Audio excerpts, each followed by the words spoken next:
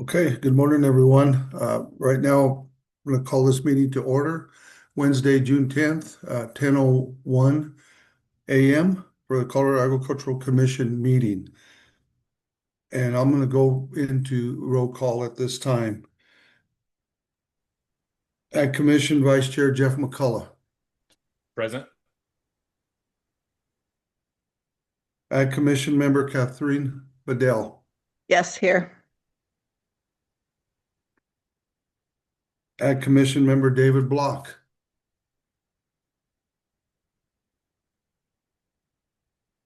Ag Commission Member Dr. Amanda Weaver. Here. Ag Commission Member Elena Miller Turkuli.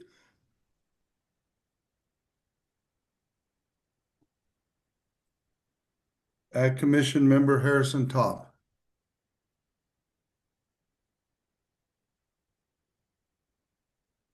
Ag Commission Member Nick Trainer. Here. Ag Commission Member Colleen Pepler. Here. Okay, thank you. Now moving on to the approval of the meeting agenda. Any discussion needed before vote? I'd like to open this to a motion. This is Catherine. I move that we accept our meeting agenda for today, June, what is it, 11th? I'll second. 10th. Yes, ma'am. Okay, thank you. We have a first and a second made. First by Catherine and second by Amanda. All in favor, say aye. Aye. Aye. All opposed, same sign. None seen, motion carries. Okay, moving on to the next item, emergency rulemaking action. Dr. Maggie Baldwin. Yes, good morning. Can you hear me Good okay? morning. Yes, ma'am. All right, I'm going to share my screen. While I do that, I want to thank you all for gathering last minute to talk about the necessity for rulemaking today. As you all are aware, we met, I think I might have come to present to you earlier this spring. I think maybe it was a few months ago. The months all run together these days, but I really appreciate you guys getting on last minute and talking about this. So I'm going to give a few updates and then talk about the rule specifically, which you already have and hopefully have read through in your packet. So as a reminder, we've already given these overview slides, but this is a zoonotic pest that infests warm-blooded animals and has been from 2023 until today has had ongoing expansion through Central America and Mexico. The last actually couple of months, we have seen a really significant increase in cases in the northern Mexican states. And then, of course, unfortunately, that has led to the current detections in the US, which I'll get to here in just a moment. But I wanted to orient you as far as response actions, because the rulemaking today is a necessary response of one of these, or one necessary component of one of these response actions. So when we have a detection of New World Screwworm, the initial premises that is infested is on that little map on the slide is the X. So that is where either an animal has been infested or a fly, a fertile wild fly has been detected. And so we set up our zones. And I'm just giving you guys a reminder of what this looks like. So we have our first zone, which is our infested zone, and that is up to 20 kilometers outside that infested premises. And then beyond that, we have a adjacent surveillance zone. That's an additional 20 kilometers, so up to 40 kilometers as an overall animal surveillance zone, and that's both domestic and wild animals. And then beyond that, there's up to 200-kilometer fly surveillance zone. So we establish these zones, and within these zones, there's different levels of control. So within that first infested zone, as we see, and I'll talk about in a moment what our partners in Texas are doing, there is movement controls that happen within that infested zone. We want to make sure that there are no infested animals that leave the infested zone, Additionally, same within the surveillance zone, but that's a little bit of a further buffer. So in those movement controls, they set up inspection protocols. There's inspection stations that they establish to make sure that any animal leaving an infested zone is appropriately monitored, appropriately ensure that they are not carrying screwworm out of that zone. So, and then we've talked about the sterile insect technique. That is another important component of response, and then ongoing surveillance. So beyond just the established zones, doing active and passive surveillance, in affected states and high-risk areas. So over the last couple of days, and I've got to minimize my box here, over the last a week. So the initial case was detected on June 3rd in Texas in Zavala County. Concerning is that is not actually a border county. That does not border the international, it does not border Mexico. So there is a little bit of a land gap before that first detection in Zavala County. And that was in a 3-week-old calf.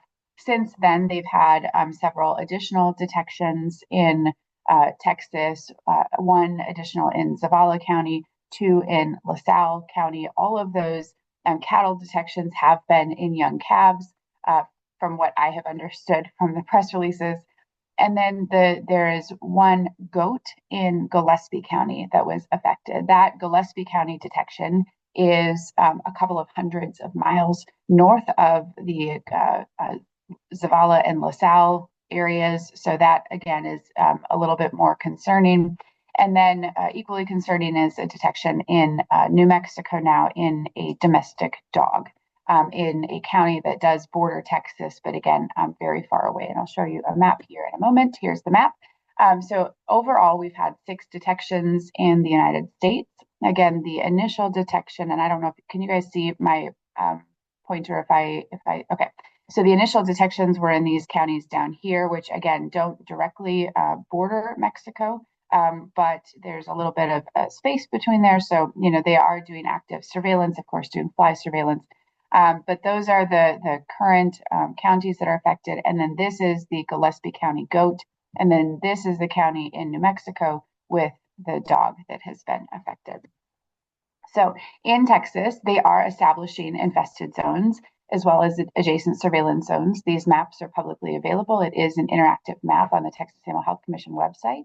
And they are issuing executive orders for what happens within those infested zones and adjacent surveillance zones. And those are all also posted on the website. So they are doing active surveillance. They're doing fly surveillance. They're doing epidemiological investigations.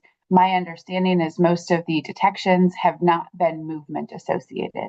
So from what I have understood, most of these detections in Texas and including the New Mexico dog did not have a history of recent travel, which is concerning in trying to understand where the infestation came from, try to understand, what the risk factors are associated with that. So they do have movement restrictions in place, and they are looking at, they are actually doing currently sterile insect technique, and their pace right now is 4 million sterile flies per week that they are releasing. So what does this mean for Colorado? So while this is concerning, we have been monitoring this for quite some time. So while this is concerning, we don't want people to panic. We want people to do what they can at this moment to do what they can within their control to make sure that, we do not have any cases here in Colorado. So this incursion in Texas is not unexpected. And we do need to give both Texas Animal Health Commission as well as USDA some time to wrap their arms around this response. A lot of information is coming out in a very short time. And so we're really trying to get a lot of answers to a lot of very important questions in a very short time frame. And we really need to give them a moment to breathe. We need to give them a little time to get their response adequately set up and ensure that they are getting the information that we need to also protect our states. So again, to emphasize, food supply is safe. This doesn't impact food safety. It doesn't impact animal products. But what we can do is we can work on mitigating our risks. And one of the ways that we can work on mitigating our risks to having incursions here in Colorado is with movement restrictions. And so that is what the rule that you guys have in your packet. is really hoping to do, is mitigating the risk of having an incursion of New World Screwworm in Colorado.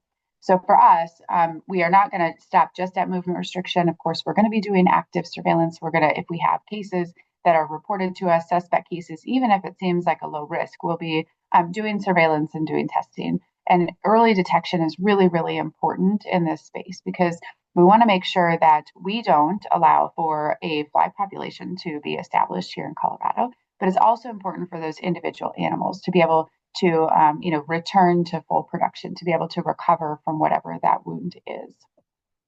So where are we now? So this is something that I put together to kind of give an idea of how concerned do we need to be and what is our primary mechanism of response. And right now we are at the preparedness. So we've had a detection of New World Screwworm in the United States. Our primary focus has been communications. So we're working with our industry partners, working with animal owners, making sure we're collaborating with our PACFA team to focus on communicating what are those risks coming from either an affected state, an infested area, or a high risk area, meaning along the international border. So we're also working on preparedness. And then our objective is to put protection measures in place. So for us, that is going to be the emergency rule that we talk about today.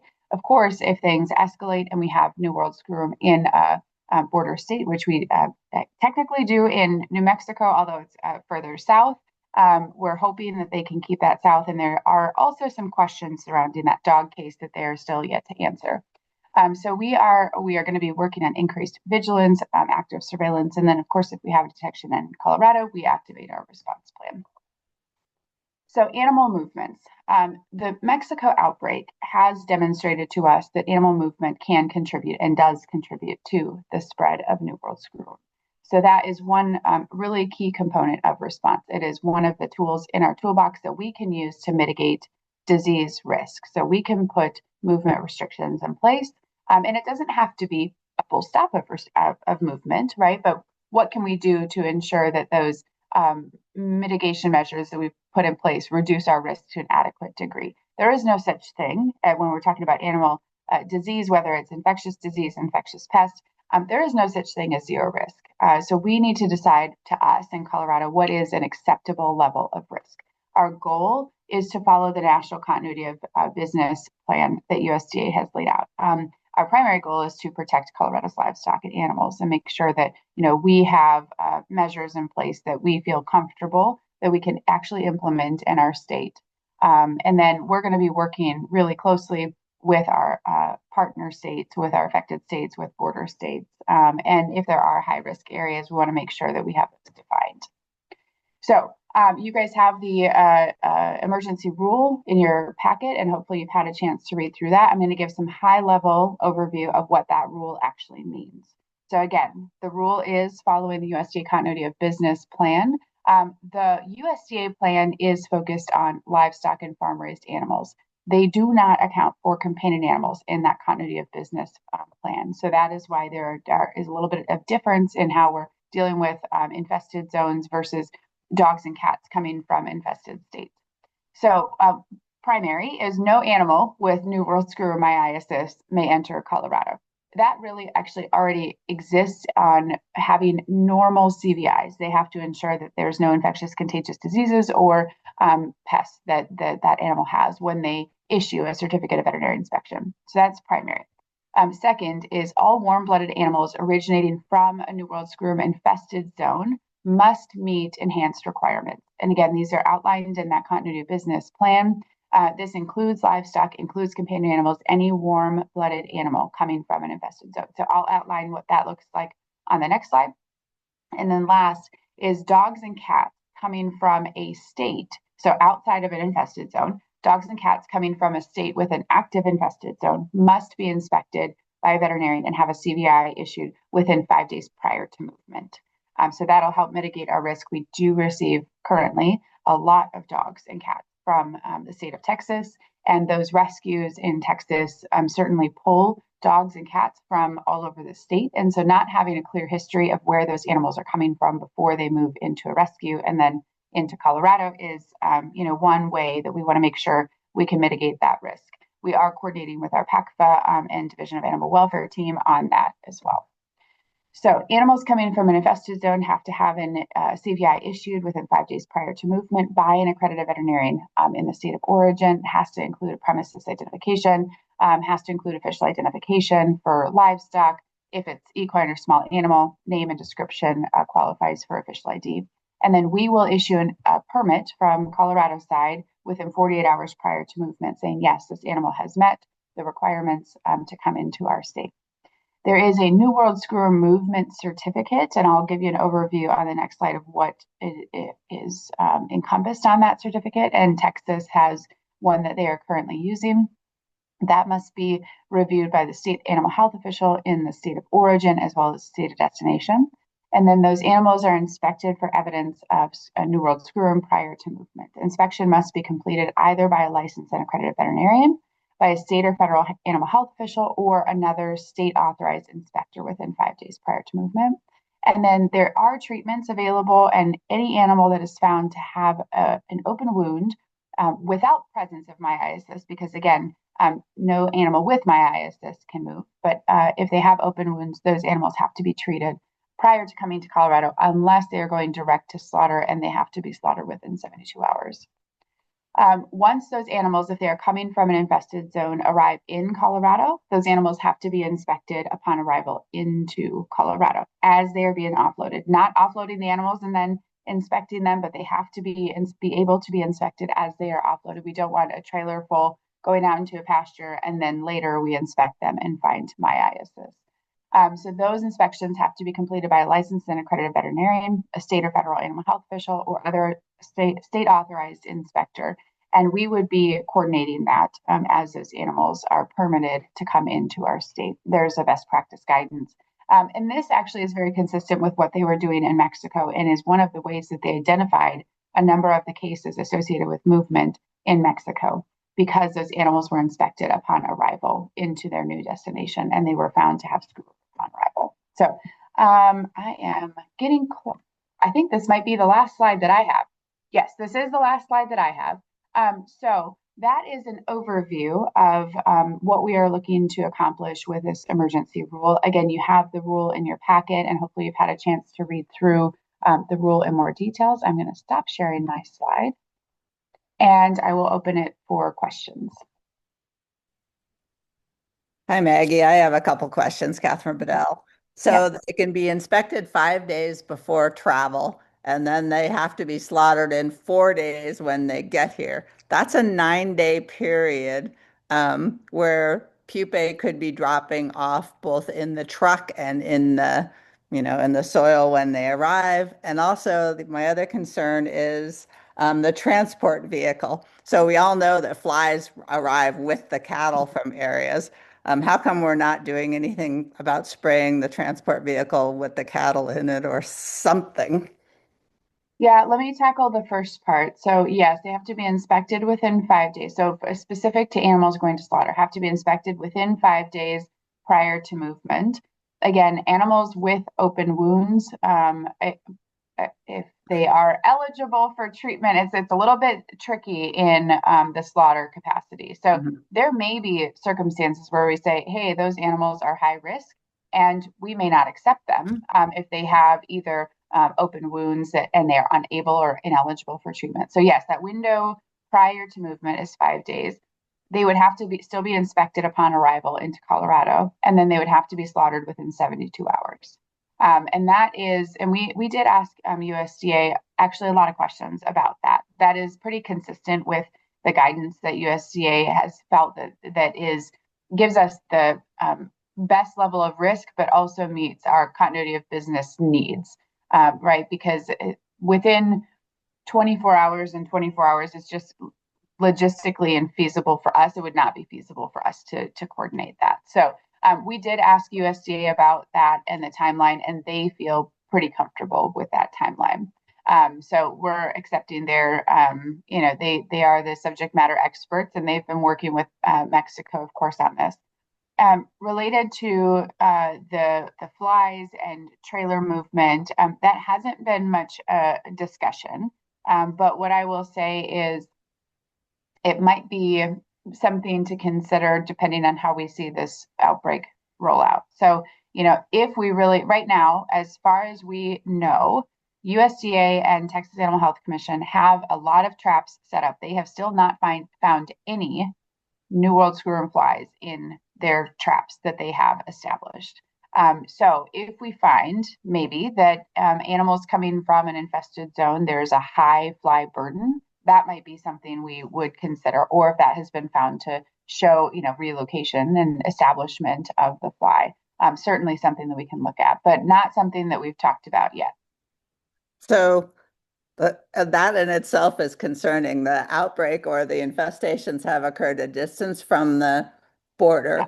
We don't have any animal movement signs and we're not catching any flies. What do you make of that?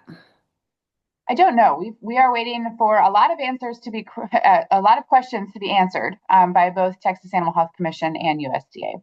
So, some of the questions that we have asked are, how many traps do you have? How many flies have you done surveillance on? Right? Do we have an adequate number of traps? Are we not catching it for that reason? Also the thing to think about is that is the Texas cattle fever tick zone in that kind of buffer zone. So, that also might be playing into why they're not seeing this. They do use things like ivermectin feed, and so there are other mechanisms in place that might be decreasing that fly burden enough that they're not finding it in their surveillance currently.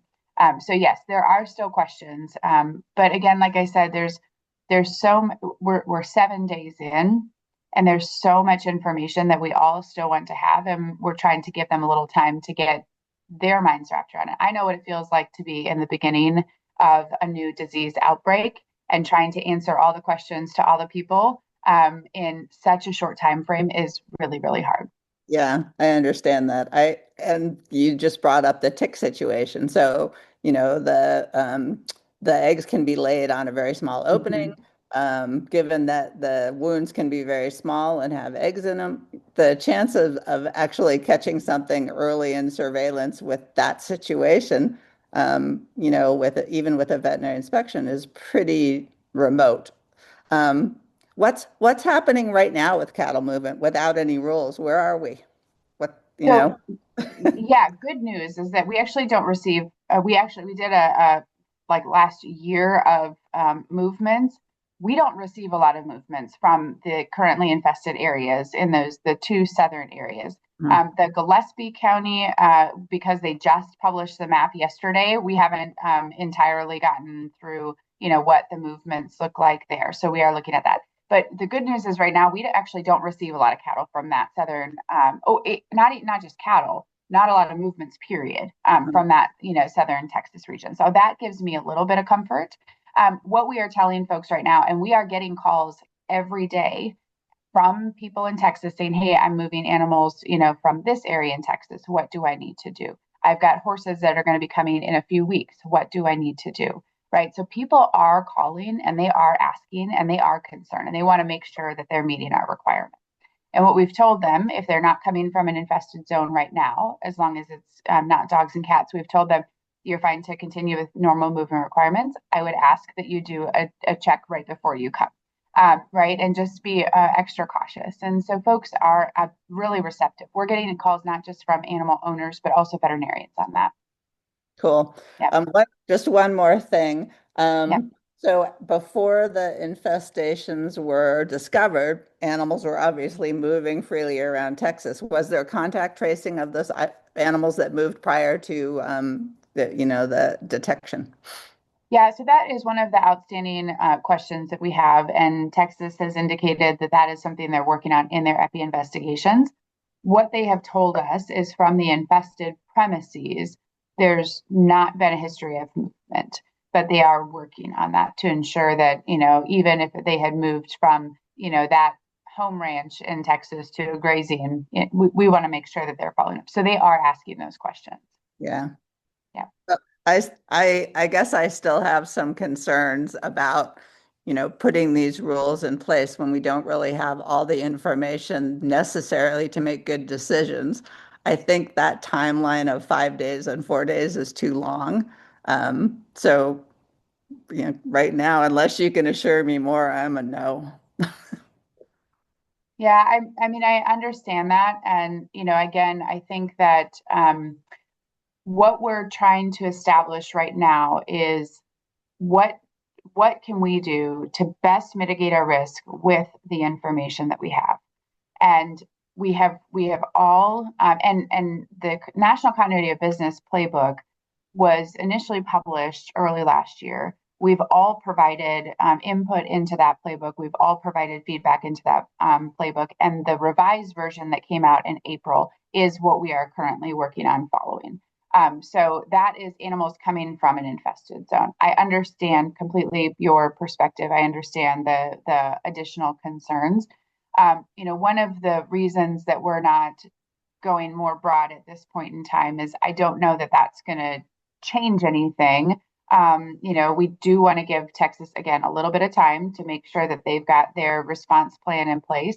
If this could change, I will caveat this. These are always subject to change, right? We are 7 days into this. If this continues to explode with no explanation, and we don't feel comfortable that Texas and USDA have this under control, we may call you all back again. And we may say, all right, we're going to do something different. Right now, I feel comfortable with this as the best option to mitigate our risks currently. That could change if the scope of the outbreak changes. Absolutely could change. Okay, thank you. You bet. Doctor, this is Simon. I just wanted to clarify something that Catherine was asking on the 5 day prior to movement. Would that mean that if a animal was purchased in that infested area,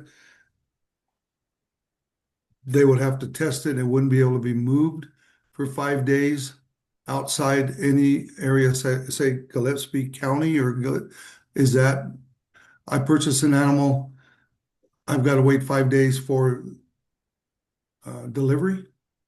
So no, it has to be done within 5 days prior to movement. So they have to be inspected.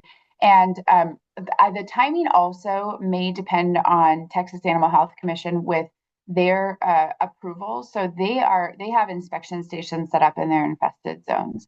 And they have certified inspectors that are going out to inspect, and veterinarians, of course, that are going out to inspect these animals. So say you purchase an animal, that inspection and approval process has to happen within 5 days prior to movement. So it doesn't, we don't say you can't move for 5 days. If you move and you get it inspected and you get all the approvals done in 24 hours, you're free to move in 24 hours, but it has to be within that 5-day time frame. Good question. Thank you. Mm-hmm.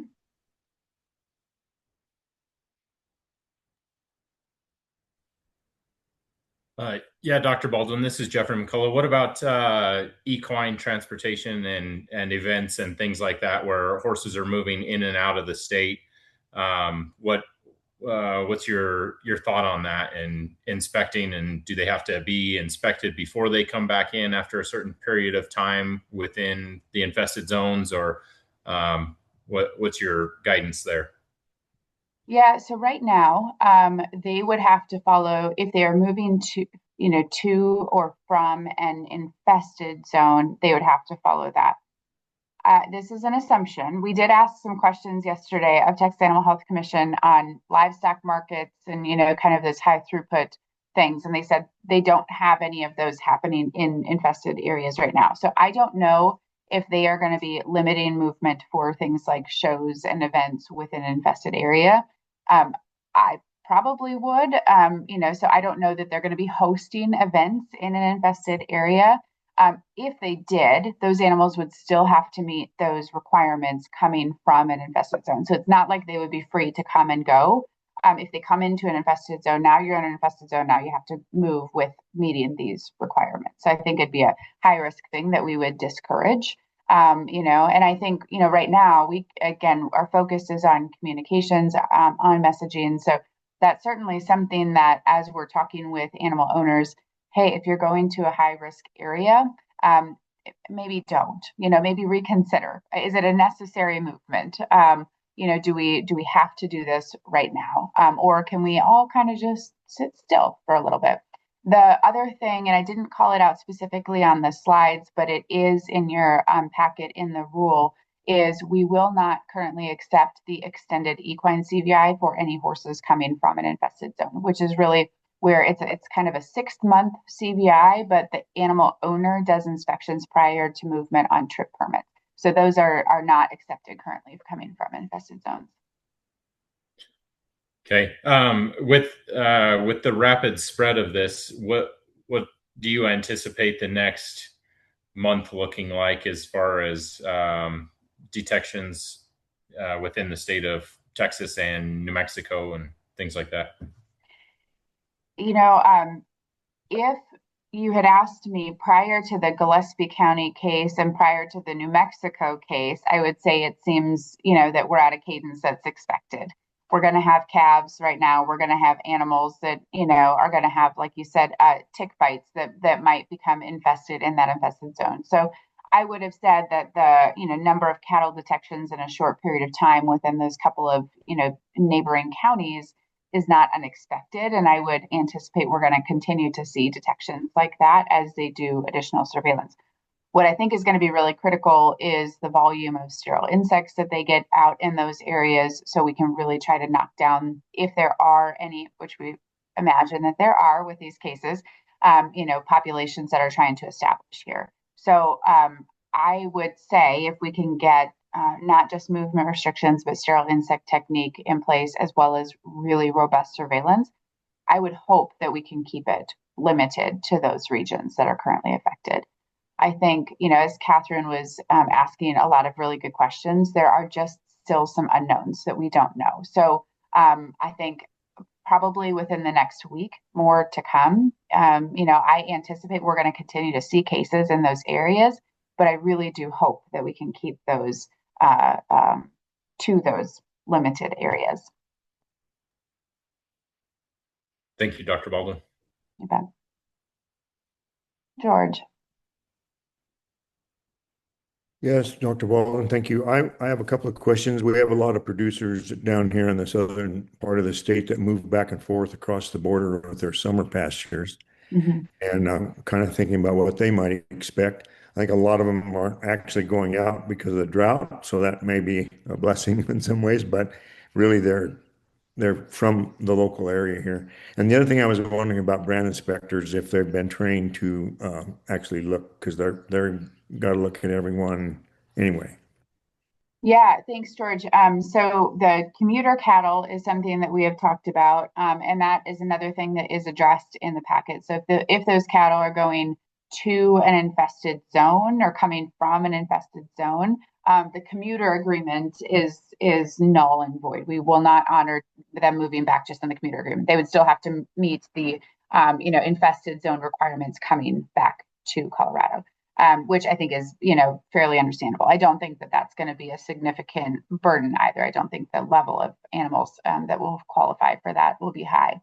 So we did have a goal and a hope and a dream to get all of our brand inspectors trained, and we still do. So what we are waiting on, George, is Texas Animal Health Commission has been working with Texas A&M on developing a certified inspector training.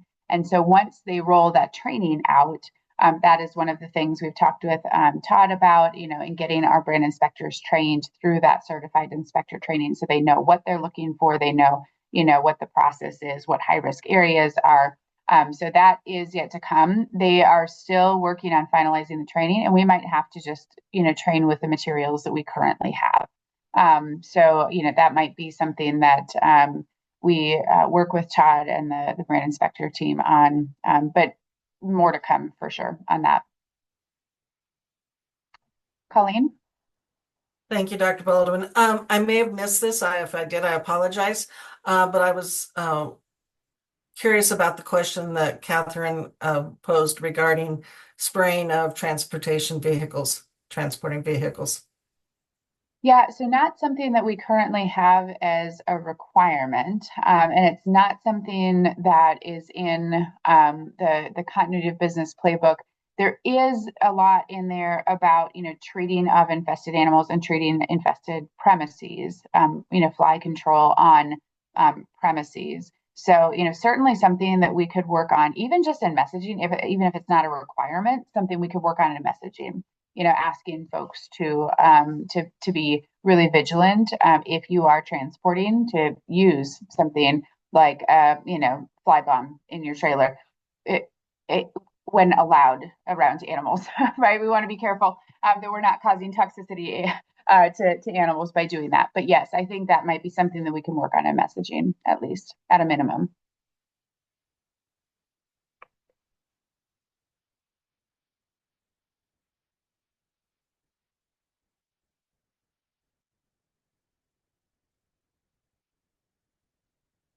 Other questions? What happens if we vote these down?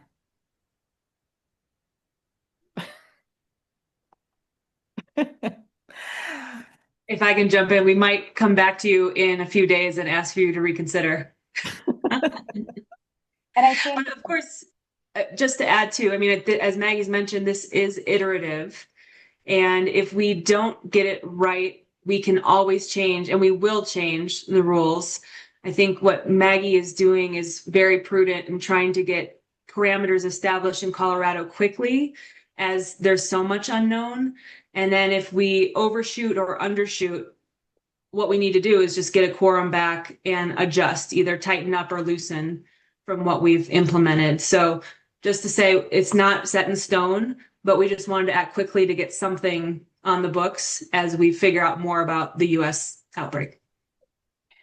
Yeah, and if I can add to that, Kate, too, I think what we're trying to do is be consistent with what has already been outlined in the USDA continuity of business requirements, trying to be consistent with what other states are doing. There have been times where Colorado has been the first to do something new, right? High path AI dairy testing. We were the first to do something new in that space.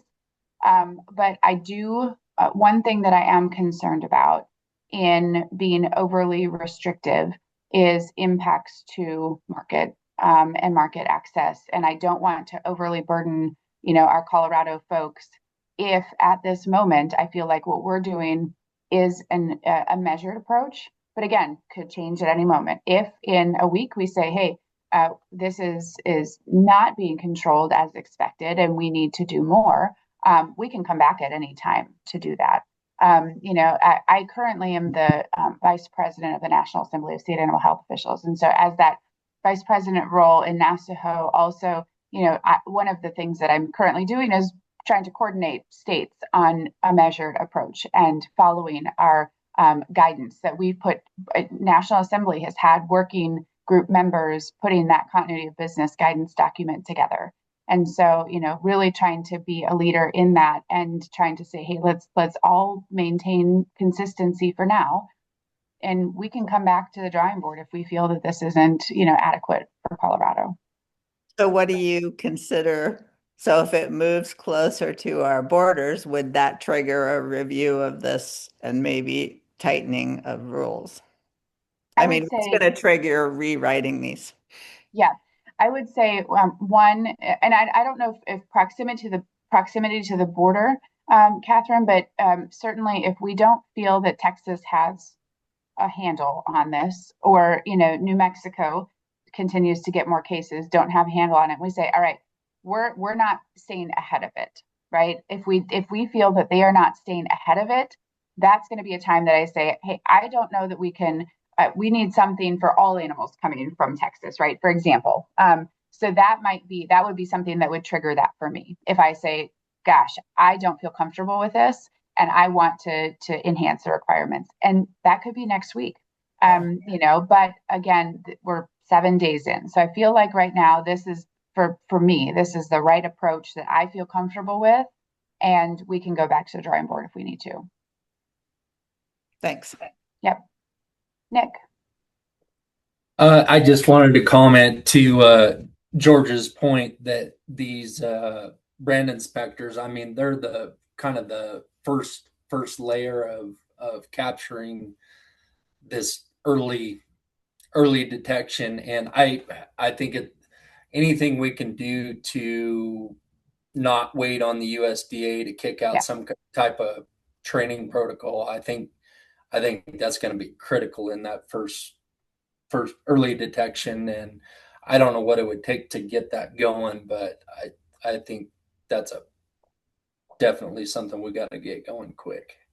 Yep. I appreciate that, and certainly something that I'll talk with Todd again about and make sure that we can get something lined up to get started with the brand inspectors. Like I said, I don't know that we could use the resources that we have now and provide training on it. Obviously, the full program isn't, but we get to establish what we think is appropriate. So yeah, I think that we could use what we have right now. Thanks, Nick. Amanda. Thanks. I was just, and I know you've said all livestock, but I just want to hear you say again that it will be all livestock, goats, horses, cattle, everything that's coming across our borders.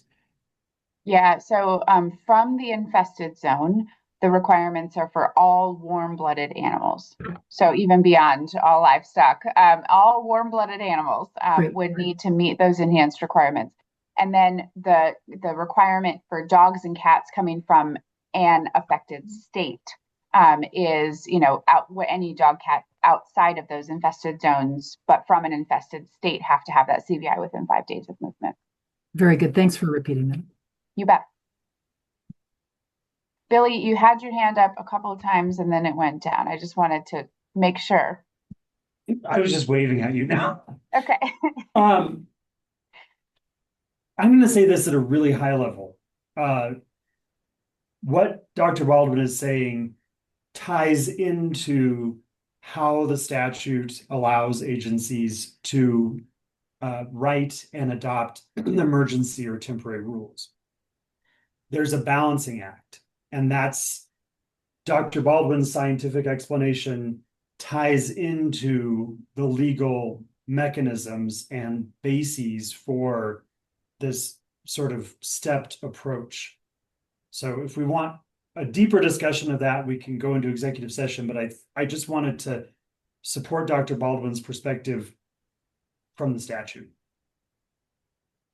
Thanks for that, Billy.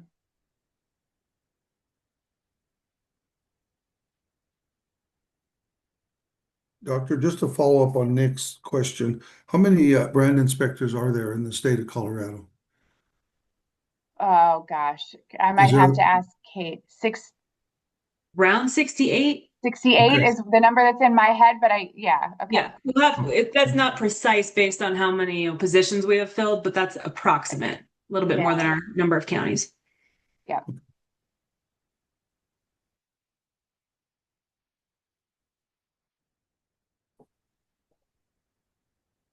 Yeah, Nick. One more easy question, or not easy question for you, but I'm sure you're involved in all the USDA meetings and everything else. Just out of curiosity, what is the holdup on these sterile fly facilities? I mean, it just kind of baffles me that we can put up a skyscraper in 30 days, and yet we've known this is coming. And what is the bottleneck in that process? Yeah, so great question. There's a lot that goes into these fly facilities. Of course, the sterilization technique is irradiation. So I'm assuming there's a lot that goes into putting together a facility that can adequately be used for irradiating, insects and still be safe for, the people. It does require a lot of water, lots and lots of water. It requires, you to have a really good working facility. One thing that is on the horizon, and I don't know if you guys were able to attend the webinar. We did one webinar yesterday. We are doing one tomorrow, which we are extending to an hour and a half, so we don't have to speak at warp speed. So one of the things that is on the horizon is what they're calling NovoFly.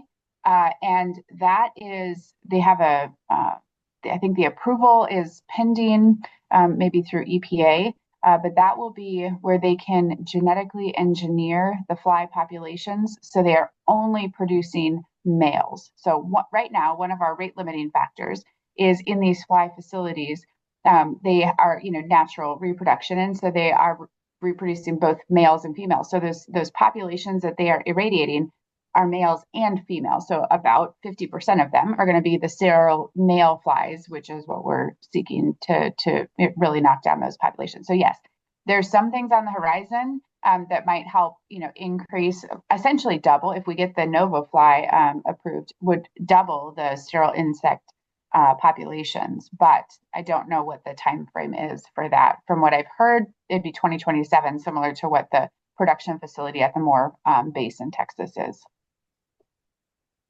Thank you. Mm-hmm.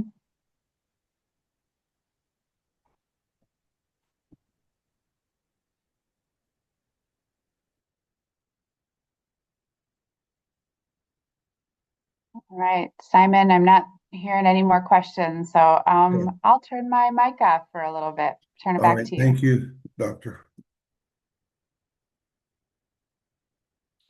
Seeing no more questions, I don't know if an executive session by the Ag Commission is warranted or needed. We do have the 6 members needed for an executive session. Is there any need, any commissioners see to go into executive session at this time?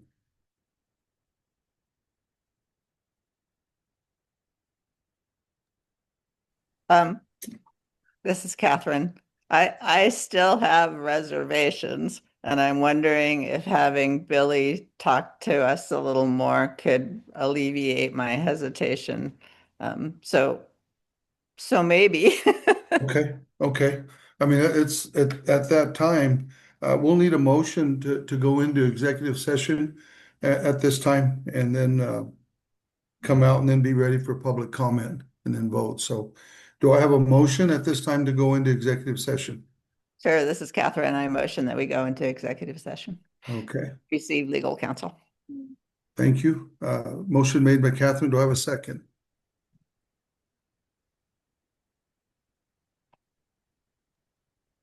This is Colleen. I'll second. Okay, second by Colleen. All in favor, say aye. Aye. Aye. Aye. Okay, all opposed, same sign. Seeing none, motion carries. So I guess at this time we'll move into executive session.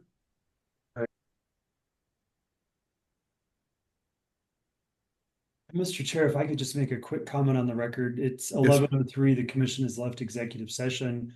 This is their counsel, and they conducted no official business inside executive session. Okay, thank you. Yeah. Okay, moving on to public comment. We are now at the point of the agenda for public comment. Rachel, please let me know if there's anyone in the queue to address the Ag Commission. We have no members of the public in attendance, so no public comments. Okay, thank you. At this time, there has been a suggested motion for the emergency rulemaking action. If we want to move into that area, if we can get a motion, if there's not any discussion needed before the vote. Okay, seeing none, I'd like to open this up for a motion.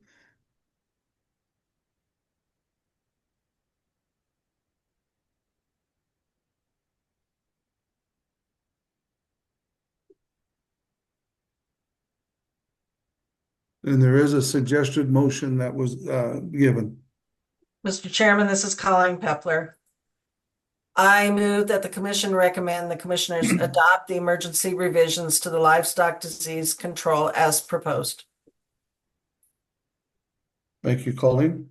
Do I have a second? This is Jeff McCullough. I'll second it. Okay, motion made by Colleen, second by Jeff. All in favor, say aye. Aye. Aye. Aye. Aye. Okay, all opposed, same sign. Seeing none, motion carries. Thank you, and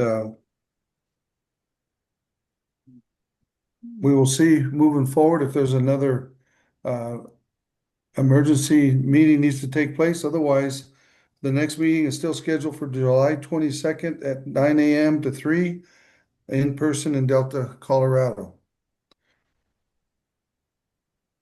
Do we need a motion, Billy, to end Your this? agenda is complete, so you could just call the meeting adjourned if it pleases you. Okay. Or you can call for a motion.